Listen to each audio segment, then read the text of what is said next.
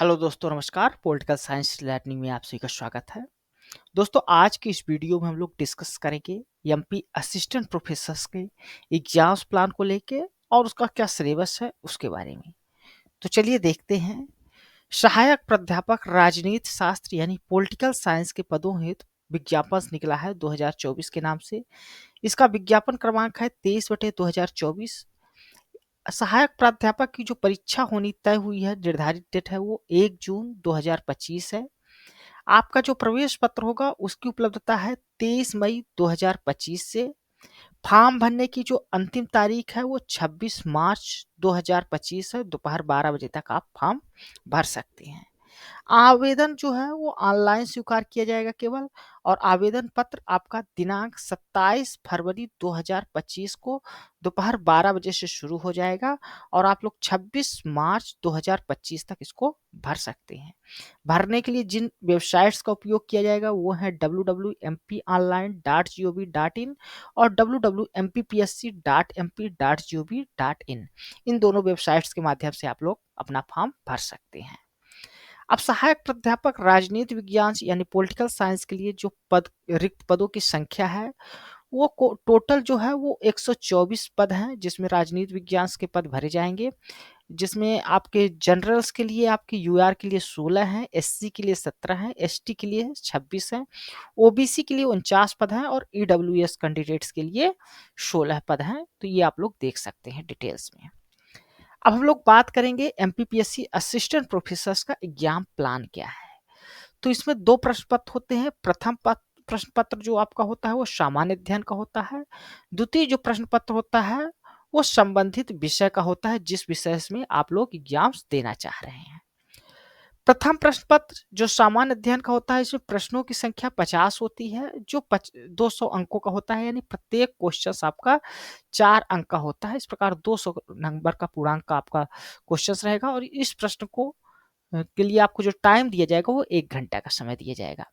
द्वितीय प्रश्न पत्र में प्रश्नों की जो संख्या होती है वो 150 होती है। इसका पूर्णांक 600 होता है और इसके लिए आपको 3 घंटे का समय दिया जाता है। इस प्रकार देखा जाए तो ये एग्जाम्स आपका 200 अंकों का होगा। तो इस प्रकार आपका जो पूर्णांक होगा वो टोटल 800 अंकों का होगा और 100 अंकों का आपका इंटरव्यू यानी साक्षात्कार होगा। इस प्रकार यह परीक्षा टोटल 900 अंकों की आपकी आयोजित होगी। अब हम लोग सिलेबस की बात कर लेते हैं। तो फर्स्ट पेपर जो है आपका जनरल स्टडीज यानी सामान्य अध्ययन, उसके सिलेबस को देखते हैं। तो इसमें 5 इकाई हैं, जिसमें पहला इकाई जो है वो मध्य प्रदेश का इतिहास के बारे में है। तो इसमें आपको मध्य प्रदेश के प्राचीन इतिहास को पढ़ना होगा, जिसमें प्रागैतिहासिक काल मध्य प्रदेश में, आद्य ऐतिहासिक काल और ऐतिहासिक काल के बारे में आपको जानकारी लेनी होगी। इसी प्रकार आपको मध्य प्रदेश का जो मध्यकालीन इतिहास है उसके बारे में आपको जानकारी लेना होगा। मध्य प्रदेश का आधुनिक इतिहास, मध्य प्रदेश में स्वतंत्रता आंदोलन, मध्य प्रदेश का जनजातीय इतिहास एवं जनजातीय साहित्य, ये सभी आपको पढ़ना पड़ेगा। फिर अगर हम लोग इकाई 2 यानी यूनिट सेकंड की बात करें तो इसमें मध्य प्रदेश का भूगोल आता है, ज्योग्राफी ऑफ मध्य प्रदेश, जिसमें आपके राज्य की भौगोलिक स्थिति कैसी है, विस्तार इसका देखना पड़ेगा आपको। मध्य प्रदेश की नदियां, पर्वत, यहाँ की जलवायु, मौसम, मिट्टियां, तापमान, वर्षा, वनों के प्रकार, वनों उपज कैसा है, कृषि, प्रमुख फसल, सिंचाई के स्रोत, सिंचाई परियोजनाएं, ये सब आपको देखना होगा। ताप विद्युत परियोजनाएं और गैर पारंपरिक ऊर्जा के स्रोत है आपका सिलेबस में। प्रमुख खनिज क्या है वो उसके बारे में है। जनसंख्या के बारे में आपको पढ़ना होगा जियोग्राफी के अंतर्गत, जिसमें आकार उसकी क्या है, वृद्धि क्या है, साक्षरता के संबंधित जो डाटा है वो आपको देखने होंगे। यातायात एवं खाद्य प्रसंस्करण उद्योग को भी आपको पढ़ना होगा भूगोल के तहत, मध्य प्रदेश के भूगोल के तहत। इकाई जो तीसरी आती है उसमें मध्य प्रदेश की राजनीति और अर्थव्यवस्था के बारे में है सिलेबस, जिसमें 2 भाग हैं। जो पहला भाग है वो मध्य प्रदेश की राजनीति से संबंधित है। इसमें आपको पढ़ना होगा राज्यपाल, मुख्यमंत्री, मंत्रिमंडल, विधानसभा, उच्च न्यायालय, लोकायुक्त, राज्य सचिवालय, मुख्य सचिव, संयुक्त संभाग संयुक्त, पुलिस कमिश्नर, जिला प्रशासन, नगरीय प्रशासन, स्थानीय स्वशासन, पंचायती राज संस्थाएं, राज्य चुनाव आयोग, राज्य सूचना आयोग, राज्य अनुसूचित जाति आयोग, राज्य अनुसूचित जनजाति आयोग, राज्य पिछड़ा वर्ग आयोग, राज्य महिला आयोग, अनुसूचित जाति एवं अनुसूचित जनजाति अत्याचार निवारक अधिनियम 1989 को पढ़ना होगा आपको। इसके अलावा आपको पंचायत अनुसूचित क्षेत्रों के तक विस्तार जो पेशा अधिनियम 1996 का आया है उसको आपको पढ़ना होगा, और पर्यावरण संरक्षण अधिनियम 1986 के जो है उसको आपको देखना होगा, और मध्य प्रदेश में गोवंश वध प्रतिषेध अधिनियम 2004 का जो आया है इसको भी आपको पढ़ना होगा।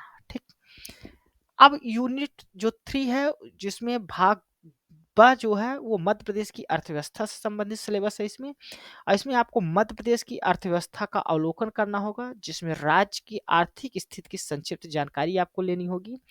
कृषि एवं ग्रामीण विकास के बारे में आपको पढ़ना होगा, मध्य प्रदेश में कृषि और ग्रामीण विकास की वर्तमान स्थिति कैसी है। औद्योगिक एवं आधारभूत ढांचे का विकास किस प्रकार हुआ है राज्य में, औद्योगिक और आधारभूत संरचना के विकास का विवरण आपको पढ़ना होगा। शिक्षा, स्वास्थ्य और कौशल विकास मध्य प्रदेश में किस प्रकार हुआ है, शिक्षा, स्वास्थ्य और कौशल का विकास, उसकी स्थिति को आपको जानकारी लेना होगा। सतत विकास लक्ष्य, व्यावसायिक सुगमता और बहुआयामी गरीबी सूचकांक, तो इन सबको आपको देखना होगा। सिलेबस ये है आपका मध्य प्रदेश के अर्थव्यवस्था का। अब हम लोग इकाई 4 की बात करें यदि फर्स्ट पेपर में, तो इसमें आता है आपका मध्य प्रदेश की जनजातियां, विरासत, लोक संस्कृति एवं लोक साहित्य। मध्य प्रदेश के विशेष संदर्भ में आपको ये सब चीजें पढ़ना है, जिसमें आपके आएंगे मध्य प्रदेश में जनजातियों का भौगोलिक विस्तार कैसे है, कहाँ कहाँ क्षेत्र, किस क्षेत्र में जनजातियां पाई जाती हैं, कौन सी जनजातियां किस क्षेत्र में है, इसको आपको पढ़ना होगा। जनजातियों से संबंधित संवैधानिक प्रावधान क्या है, इसके बारे में आपको पढ़ना होगा। मध्य प्रदेश की प्रमुख जनजातियां कौन कौन सी हैं, विशेष जो पिछड़ी जनजातियां हैं इसके बारे में आपको जानकारी लेना होगा। जनजातियों के कल्याण के लिए जो परियोजनाएं चलाई जा रही हैं उसको आपको पढ़ना होगा।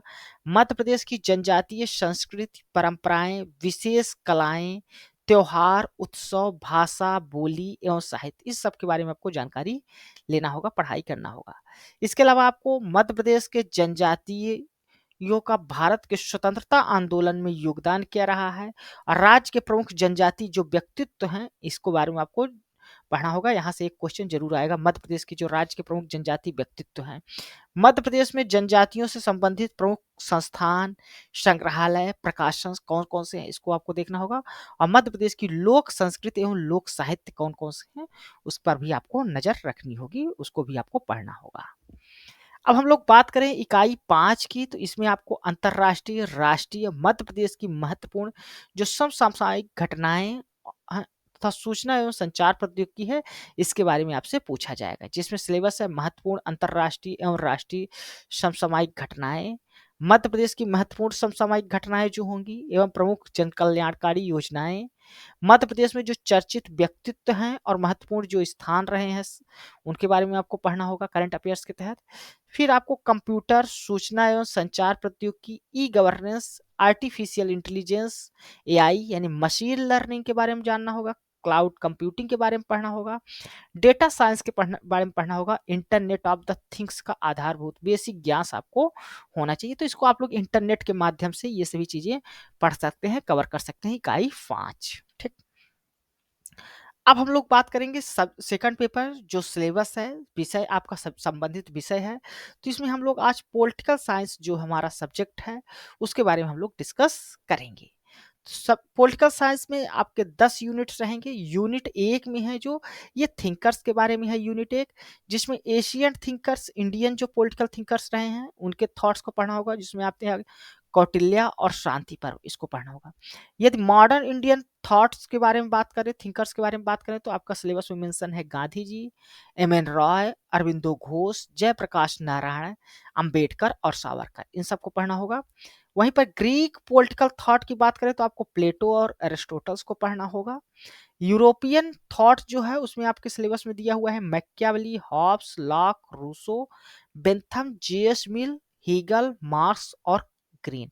कंटेम्परेरी अगर थिंकर्स की बात करें तो इसमें आपको लेनिन को पढ़ना होगा, माओ को पढ़ना होगा, ग्रामसी को पढ़ना होगा, रॉल्स को जॉन रॉल्स और रॉबर्ट नाजिक। साथ साथ कम्युनिटेरियन जो थिंकर्स रहे हैं जैसे माइकल सैंडल हैं, इन सब के बारे में आपको भी पढ़ना होगा। ये आपके सिलेबस में जो थिंकर्स संबंधित है यूनिट 1 उसका सिलेबस है।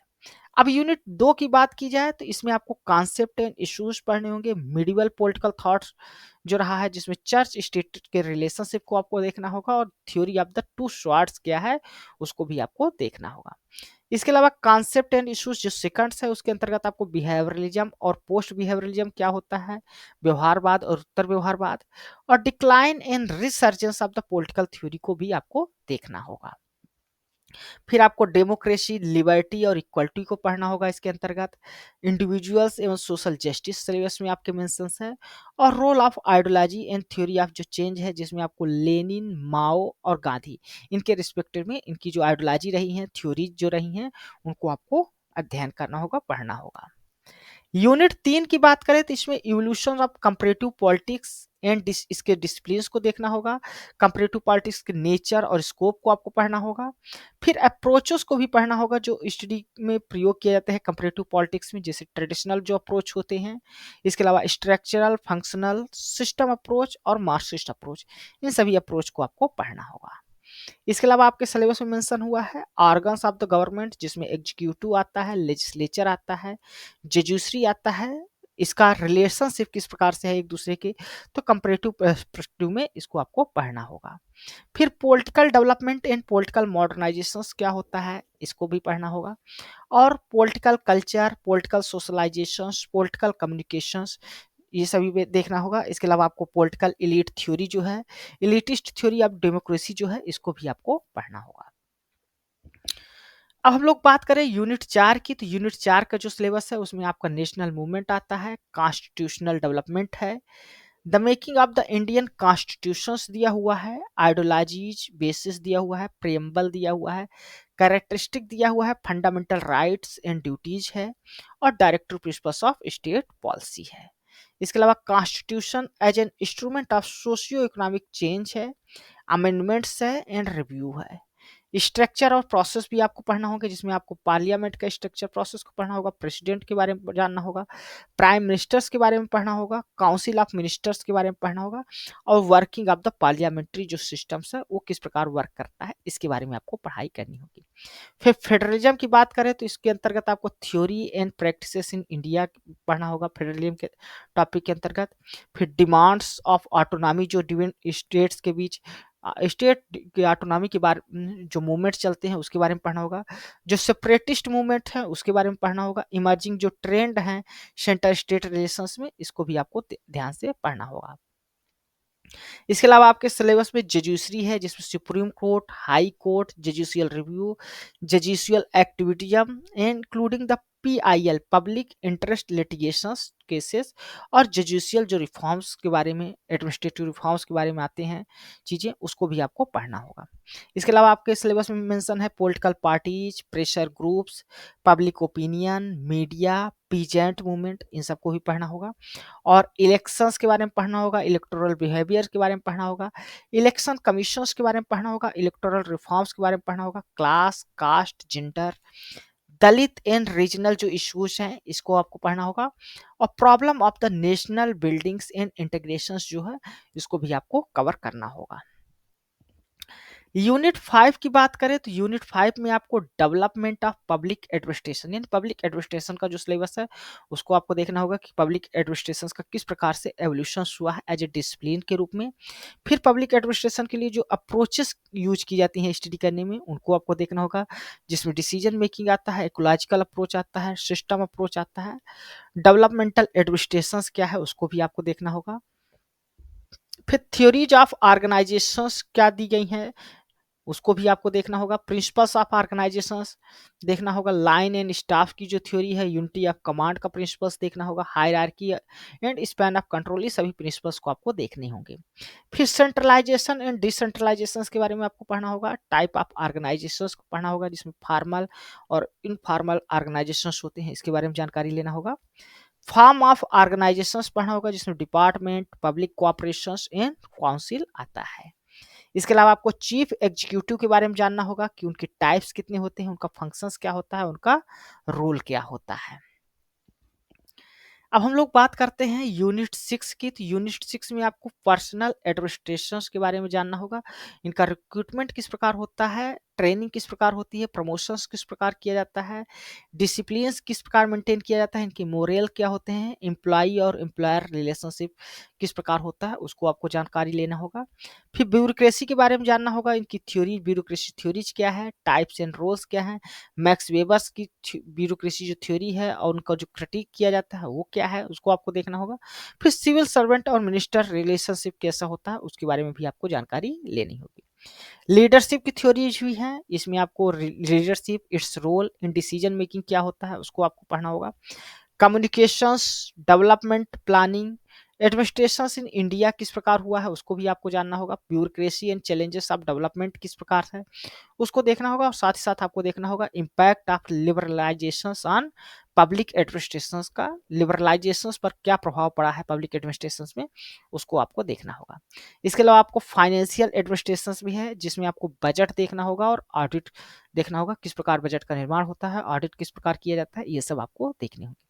फिर गुड गवर्नेंस से रिलेटेड टॉपिक है, जिसमें आपको प्रॉब्लम ऑफ एडमिनिस्ट्रेशंस देखना होगा, करप्शंस क्या है, ट्रांसपेरेंसी अकाउंटेबिलिटी का जो इशू है इसको देखना होगा। राइट टू इंफॉर्मेशन के बारे में पढ़ना होगा। ग्रीवांस रिड्रेसल जो इंस्टीट्यूशंस हैं, जिसमें ओम्बड्समैन आते हैं, लोकपाल आता है, लोकायुक्त आता है, इसको भी आपको देखना होगा। नेक्स्ट यूनिट है आपके सिलेबस में यूनिट 7। इसमें कंटेंटिंग जो थ्योरीज एंड अप्रोचेस हैं to study of international relations की, इसको आपको पढ़ना होगा, जिसमें प्रमुख जो थ्योरीज हैं वो आइडलिस्ट थ्योरी है, सिस्टम थ्योरी है, गेम थ्योरी है, कम्युनिकेशंस थ्योरी है और डिसीजन मेकिंग थ्योरी है। इसके अलावा आपको power, interest and ideology in international relations भी देखना होगा, जिसमें एलिमेंट ऑफ पावर क्या होते हैं उनको देखना होगा। एक्विजिशंस किस प्रकार किया जाता है पावर का, उसको देखना होगा। Use and limitations of powers, इसके बारे में पढ़ना होगा। परसेप्शंस क्या है पावर का, परसेप्शन उसको देखना होगा। Formulation and promotions of national interest को किस प्रकार प्रमोट किया जाता है, उसके बारे में आपको पढ़ना होगा। उसका मीनिंग क्या होता है, रोल क्या होता है, रेलिवेंस क्या होता है आइडियोलॉजी का इंटरनेशनल रिलेशंस में, इसको भी आपको देखना होगा। फिर आर्म्स एंड वार्स के बारे में बात करें तो आपको इसके नेचर्स को देखना होगा, इसके काजेस को देखना होगा। टाइप ऑफ जो वार होते हैं कितने तरह के होते हैं, कॉन्फ्लिक्ट किस प्रकार से होते हैं, जिसमें इथनिक डिस्प्यूट्स आते हैं, न्यूक्लियर और बायोकेमिकल्स वार्स होते हैं, डिटरेंस होता है, आर्म रेस होती है, arms control, disarmament, peace time settlements of disputes and diplomacy, ये सब के बारे में आपको पढ़ना होगा। Cold war, alliances, non alignment, end of cold war, globalisation, इसको भी आपको देखना होगा। फिर rights and duties of states in international law, interventions, treaty law, preventions and resolutions of war, इन सबको भी आपको देखना होगा। ये सब सिलेबस में आपके दिया गया है यूनिट 7 में। यूनिट 8 की बात की जाए तो इसमें आपको पढ़ना होगा political economy of international relations, new international economic order, north south dialogue को देखना होगा, साउथ साउथ कॉपरेशंस को देखना होगा, डब्ल्यूटीओ के बारे में जानकारी लेना होगा, नियो कॉलोनिज्म के बारे में जानकारी लेना होगा और डिपेंडेंसी जो थ्योरी है उसके बारे में आपको पढ़ना होगा। रीजनल और सब रीजनल जो ऑर्गेनाइजेशंस हैं और स्पेशली आपको SAARC, ASEAN, OPEC, organisations of African states, OAS और आपको G20 के बारे में पढ़ना होगा। इसके अलावा यूनाइटेड नेशंस के बारे में आपको डिटेल में जानकारी लेना होगा, इसका एम्स क्या है, ऑब्जेक्टिव क्या है, स्ट्रक्चर कैसा है, इसके एवोल्यूशंस किस प्रकार हुआ है वर्किंग ऑफ यूएन का, उसको देखना होगा। फिर पीस एंड डेवलपमेंट जो पर्सपेक्टिव है यूएन का, उसको देखना होगा। यूएन के जो चार्टर हैं उसका रिविजन्स जो है उसको देखना होगा। Power struggle and diplomacy with in the UN किस प्रकार होती है उसको देखना होगा। फाइनेंसिंग एंड पीस कीपिंग जो ऑपरेशंस है यूनाइटेड नेशंस के द्वारा उनको आपको पढ़ना होगा। फिर इंडिया का रोल किस प्रकार रहा है इंडिया इंटरनेशनल अफेयर में, उसको देखना होगा। इंडिया का जो रिलेशंस रहा है उसके नेबरिंग कंट्रीज के साथ, उसके साथ किस प्रकार से युद्ध जो हुए हैं, सिक्योरिटी कंसर्न क्या रहा है इंडिया का, और जो ट्रीटी हुई है, पैक्ट्स हुए हैं नेबरिंग कंट्रीज के साथ, उनको देखना होगा। मीडिएटरी रोल किस प्रकार से इंडिया का रहा है उसके बारे में जो जानकारी है उसको भी आपको पढ़ना होगा, ठीक ना। डिस्टिंग्विश फीचर्स ऑफ इंडियाज के फॉरेन पॉलिसी और डिप्लोमेसी से संबंधित, यानी इसमें आपको इंडिया की फॉरेन पॉलिसी को कंप्लीट कवर करना होगा यूनिट 8 के तहत ही, ठीक। अब यूनिट 9 और यूनिट 10 जो है वो मध्य प्रदेश से, स्पेशली मध्य प्रदेश के बारे में है। तो मध्य प्रदेश का जो राजनीति विज्ञान है यानी पॉलिटी है उसके बारे में आपको देखना होगा। इसमें पहले आपको रीऑर्गेनाइजेशन ऑफ स्टेट्स देखना होगा जो 1956 में हुआ था, ठीक ना। फिर उसके बाद फॉर्मेशन ऑफ मध्य प्रदेश हुआ था 1956 में ही। फिर मध्य प्रदेश का जब विघटन हुआ था, डिवीजन हुआ था 2 भागों में, छत्तीसगढ़ बना था 2000 में, तो उसके बारे में आपको जानकारी लेना होगा। Determinant and characteristics of Madhya Pradesh क्या रहे हैं, उनको देखना होगा। मध्य प्रदेश में जो गवर्नर रहे हैं उनका अपॉइंटमेंट कैसे होता है, पावर क्या होती है, पोजीशंस क्या होते हैं, इसके बारे में आपको पढ़ना होगा। फिर मध्य प्रदेश में जितने भी चीफ मिनिस्टर्स रहे हैं उनके बारे में देखना होगा। काउंसिल ऑफ मिनिस्टर्स क्या होता है उसके बारे में देखना होगा, उनके मंत्रिमंडल को आपको जानकारी होना चाहिए। फिर ऑर्गेनाइजेशंस, पावर और रोल के बारे में आपको देखना होगा चीफ मिनिस्टर्स के बारे में। फिर मध्य प्रदेश लेजिस्लेटिव असेंबली के बारे में आपको जानकारी लेनी होगी, इसका ऑर्गेनाइजेशंस कैसा है, इसके पास पावर कितनी है, यानी स्टेट्स जो लेजिस्लेटिव असेंबली होती है उसके पास क्या पावर होती है, स्पीकर का क्या रोल होता है, अपोजिशन जो पार्टीज होती है उनका क्या रोल होता है लेजिस्लेटिव असेंबली में, इन सबको आपको पढ़ना होगा। मध्य प्रदेश हाई कोर्ट के बारे में आपको जानकारी लेना होगा, इसका ऑर्गेनाइजेशन कैसे हुआ, इसका जुरिडिक्शंस क्या है, रोल क्या है, यानी जो हाई कोर्ट्स जजेस होते हैं उनके बारे में आपको जानकारी लेना होगा, कौन कौन से जज रहे हैं। Party system of Madhya Pradesh and main जो पॉलिटिकल पार्टीज रही हैं, तो यहाँ कांग्रेस और बीजेपी ये मेन पॉलिटिकल पार्टीज रही हैं, तो इनके बारे में आपको जानकारी लेना होगा। इलेक्टोरल पॉलिटिक्स मध्य प्रदेश में किस प्रकार से हुई है उसको देखना होगा। वोटिंग बिहेवियर क्या है, मध्य प्रदेश में किस प्रकार से वोटिंग बिहेवियर होता है उसके बारे में आपको देखना होगा। आखिरी जो यूनिट आती है सेकंड पेपर यानी पॉलिटिकल साइंस के सिलेबस में, वो है यूनिट 10। इसमें आपको एडमिनिस्ट्रेशन इन मध्य प्रदेश देखना होगा, जिसमें जो सचिव रहे हैं, सेक्रेटरीट, चीफ सेक्रेटरी जो रहे हैं उनके बारे में आपको देखना होगा। सचिवालय, सेक्रेटरी, सचिवालय के बारे में जानना होगा, सेक्रेटरी, चीफ सेक्रेटरी, सचिव के बारे में भी आपको देखना होगा। ठीक, कमिश्नर के बारे में देखना होगा, यहाँ जो रहे हैं। डिस्ट्रिक्ट एडमिनिस्ट्रेशन मध्य प्रदेश में किस प्रकार से होता है उसके बारे में देखना होगा, और कलेक्टर का क्या रोल है मध्य प्रदेश में उसको आपको देखना होगा। फिर rural local self government in Madhya Pradesh में आपको ऑर्गेनाइजेशन एंड पावर देखने होंगे। अर्बन लोकल सेल्फ गवर्नमेंट्स के बारे में पढ़ना होगा मध्य प्रदेश के स्पेशल रेफरेंस में। ऑर्गेनाइजेशंस एंड पावर्स जो होती हैं लोकल गवर्नमेंट पंचायती राज की, उसको आपको देखना होगा। Importance of the finance, bureaucracy and autonomy in local self governments में क्या होता है, तो ये सभी आपको मध्य प्रदेश में पंचायती राज के तहत आपको सभी चीजें पढ़नी होंगी। फिर political scenario of Madhya Pradesh के बारे में आपको देखना होगा। Empowerment of the tribals, backward deprived classes के किस प्रकार से एम्पावरमेंट किया जाता है, उनके लिए क्या क्या योजनाएं चल रही हैं, ठीक ना। इशू रिलेटेड टू नक्सलाइट जो प्रॉब्लम है उसके बारे में आपको पढ़ना होगा। फिर कंट्रीब्यूशंस देखना होगा, जो मध्य प्रदेश में वुमेन्स का, महिलाओं का जो योगदान रहा है पॉलिटिक्स में उसको देखना होगा। और पॉलिटिक्स ऑफ द डेवलपमेंट किस प्रकार चली है मध्य प्रदेश में, इसके बारे में आपको देखना होगा। तो ये रहा पूरा कंप्लीट सिलेबस आपका पॉलिटिकल साइंस का, पेपर 1 का। एग्जाम्स प्लान क्या है उसके बारे में हमने बात किया, इसका फॉर्म कब आएगा, कुल सीट्स कितनी हैं, इस सब के बारे में हमने इस वीडियो में डिस्कस किया। यह वीडियो आपको कैसा लगा है अपने कमेंट्स के माध्यम से हमें जरूर बताइएगा। साथ ही साथ आप हमारे चैनल पॉलिटिकल साइंस लर्निंग को सब्सक्राइब कर लें। इसके अलावा आप हमारे टेलीग्राम चैनल्स पॉलिटिकल नेटवर्क को ज्वाइन कर सकते हैं, वहाँ पर डेली एमसीक्यूज होते हैं, वहाँ पर आपको स्टडी मटेरियल प्रोवाइड की जाती है जो आपको असिस्टेंट प्रोफेसर्स की तैयारी करने में मदद करेगी, तो आप लोग उसको भी देख सकते हैं। इसके अलावा किसी भी तरह की आपको मदद की ज़रूरत होती है तो आप हमें टेलीग्राम जो नेटवर्क पॉलिटिकल नेटवर्क है उसमें भी आप लोग मैसेज कर सकते हैं। वहाँ आपको किसी भी प्रकार की स्टडी मटेरियल की आवश्यकता हो तो उसके लिए आप लोग पूछ भी सकते हैं। तो धन्यवाद, थैंक यू।